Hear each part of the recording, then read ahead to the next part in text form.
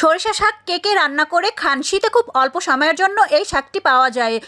শাকগুলো রান্না করে খায় অনেকেই, আর অনেকেই এই শাকটি রান্না করে খেতে পারে না, কারণ এই শাকটি ভালোভাবে রান্না করতে না জানার কারণে এই শাকটি তেতো লাগে। আজকে আমি আপনাদের দেখাবো কিভাবে তেতো ছাড়া সরিষা শাক ভাজি করা যায়। হ্যালো ভিউয়ার্স, আসসালামু আলাইকুম। আপনাদের মাঝে চলে আসলাম আবার নতুন একটি রেসিপি নিয়ে। আমার আজকের রেসিপি হলো সরিষা শাক চিংড়ি মাছ দিয়ে ভাজি। এজন্য শাকটা ভালো করে ধুয়ে আমি কেটে নিয়েছি।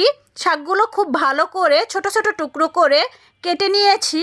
এবার শাকটা ভাপ দিয়ে নিব। এজন্য প্রথমেই দিয়ে নিচ্ছি 10-12 পিস কাঁচামরিচ ফালি, রসুন দিয়ে নিচ্ছি 2 টেবিল চামচ ও লবণ দিয়ে নিচ্ছি স্বাদ মতো, পেঁয়াজ দিয়ে নিচ্ছি 3-4 টেবিল চামচ। এবারে ঢাকনা দিয়ে ঢেকে 3-4 মিনিট উচ্চ তাপে জাল করে নিচ্ছি। এবারে খুব ভালো করে শাকটা নেড়ে চেড়ে নিচ্ছি, নেড়ে চেড়ে মিশিয়ে নিচ্ছি। এভাবে 4-5 মিনিট সময় নিয়ে শাকটা জাল করে নিব। শাকটা খুব ভালো করে নেড়ে চেড়ে নেব যাতে শাকের সবুজ কালারটা নষ্ট না হয়ে যায়। এজন্য শাকটা সিদ্ধ হয়ে গিয়েছে। এখন আমি একটি ফ্রাই প্যানে তেল দিয়ে নিচ্ছি 1/2 কাপ পরিমাণ। তেলের পরিমাণটা একটু বেশি দিবেন। এখন এর মধ্যে দিয়ে নিচ্ছি, তেলটা গরম হলে টুকরো করে 4 পিস শুকনো মরিচ ছোট ছোট টুকরো করে নিয়েছি। এবারে মরিচটা 1 মিনিটের মতো কম আঁচে জাল করে নিচ্ছি। এবারে মরিচটা ভেজে নিয়েছি। এখন এর মধ্যে দিয়ে নিচ্ছি আস্ত জিরা 1/4 চা চামচ পরিমাণ। আর এখন এর মধ্যে দিয়ে নিচ্ছি 1/2 কাপ পরিমাণ পেঁয়াজ কুচি।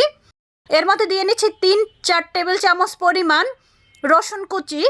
এখন 3-4 মিনিট সময় নিয়ে মাঝারি আঁচে পেঁয়াজ ও রসুনটাকে খুব ভালো করে ভেজে নিচ্ছি তেলের মধ্যে। 3-4 মিনিট ভাজার পরে এর মধ্যে দিয়ে নিচ্ছি 100 গ্রাম পরিমাণ ছোট চিংড়ি মাছ। ছোট থেকে একটু বড় মাঝারি সাইজের নিয়েছি চিংড়ি মাছটা। এবারে নেড়েচেড়ে 3-4 মিনিট ভেজে নিয়েছি, ব্রাউন কালার হয়ে গিয়েছে। এখন আগে থেকে ভাপিয়ে নেওয়া শাকটা দিয়ে নিচ্ছি। সরিষার শাক এভাবে ভাজলে তেতো লাগবে না।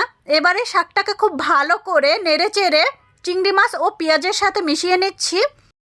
এবারে এভাবে খুব ভালো করে মিশিয়ে রান্না করব মাঝারি আঁচে 4 থেকে 5 মিনিট সময় নিয়ে। এভাবে শাকটা যদি ভাজি করা হয় এবং নাড়তে থাকে তাহলে শাকের সবুজ কালারটা চেঞ্জ হবে না এবং শাকটাও খেতে অসম্ভব ভালো লাগবে। এই তো তৈরি হয়ে গেল আমার দারুণ স্বাদের মজাদার সরিষা শাক চিংড়ি মাছ দিয়ে মজাদার সরিষা শাকের রেসিপিটি আপনাদের কেমন লেগেছে অবশ্যই কমেন্ট করে জানাবেন। আর এভাবে আপনারা যদি এই শাকটি ভাজি করে খান তাহলে তিতো লাগবে না এবং চিংড়ি মাছের ব্যালেন্সটা শাকটার টেস্ট আরও বাড়িয়ে দেবে। রেসিপিটি কেমন লেগেছে অবশ্যই কমেন্ট করে জানাবেন। সবাই ভালো থাকবেন। আল্লাহ হাফেজ।